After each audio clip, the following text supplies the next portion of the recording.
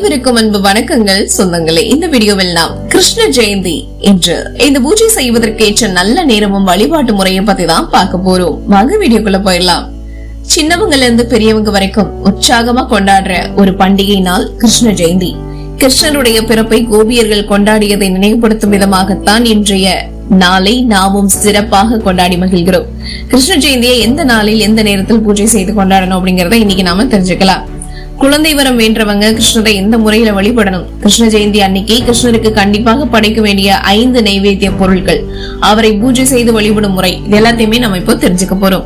எந்த நேரத்துல வழிபடுறதுனால கிருஷ்ணருடைய அருள் எல்லாருக்குமே கண்டிப்பாக கிடைக்குங்க. சரி, வாங்க வீடியோக்குள்ள போயெல்லாம் தொடர்ந்து பயணிக்கலாம். கிருஷ்ணரை அனைவரின் வீட்டிலும் எழுந்தருளச் செய்து அவரின் அருளை பெறுவதே கிருஷ்ண ஜெயந்தியின் நோக்கம். கிருஷ்ண ஜெயந்தி இந்த வருடம் ஆகஸ்ட் 26ஆம் தேதியான இன்று திங்கட்கிழமை வந்திருக்கு.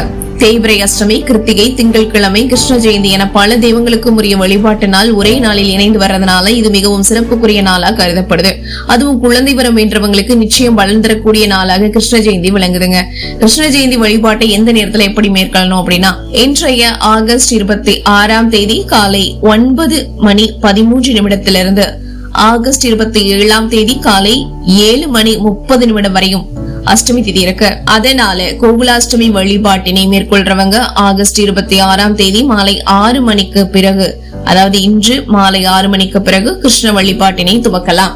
கிருஷ்ண ஜெயந்தி கொண்டாட நினைக்கிறவங்க ரோஹிணி நட்சத்திரம் இருக்கிற சமயமான ஆகஸ்ட் 26ஆம் தேதி இரவு 9:41 துவங்கி ஆகஸ்ட் 27ஆம் தேதி இரவு 8:54 வரை தங்களின் வழிபாட்டினை வைச்சிக்கலாம். ரோஹிணி நட்சத்திரம் அஷ்டமி திதி இரண்டை சேர்த்து வழிபடுவதற்கான நேரம் ஆகஸ்ட் 27ஆம் தேதி காலை 6 மணி முதல் 7:20 வரை இருக்கு.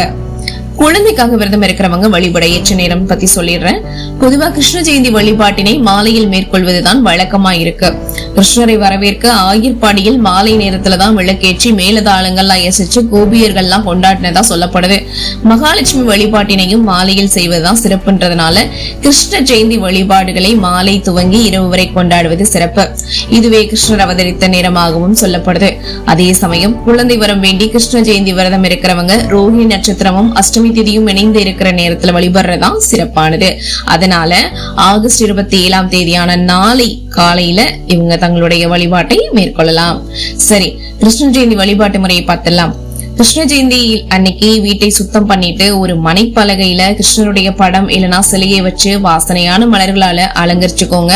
குழந்தை வரத்திற்கு விரதம் இருக்கிறவங்க தவழ்ந்த நிலையில இருக்கிற குட்டி கிருஷ்ணருடைய சிலையை வாங்கி வச்சு வழிபடுறது ரொம்பவே சிறப்பு. வீட்டு வாசல்ல துவங்கி கிருஷ்ணருடைய படம் வச்சிருக்கிற இடம் அல்லது பூஜை அறை வரைக்கும் பாதங்கள் வரையணும். கிருஷ்ணருடைய படத்துக்கு முன்னாடி சிறிய நெய் விளக்கு ஏற்றி வச்சு வழிபடுங்க. கிருஷ்ணருக்கு நெய்வேத்தியமா நம்மால என்னெல்லாம் முடியுதோ அது எல்லாத்தையும் படைக்கலாம்.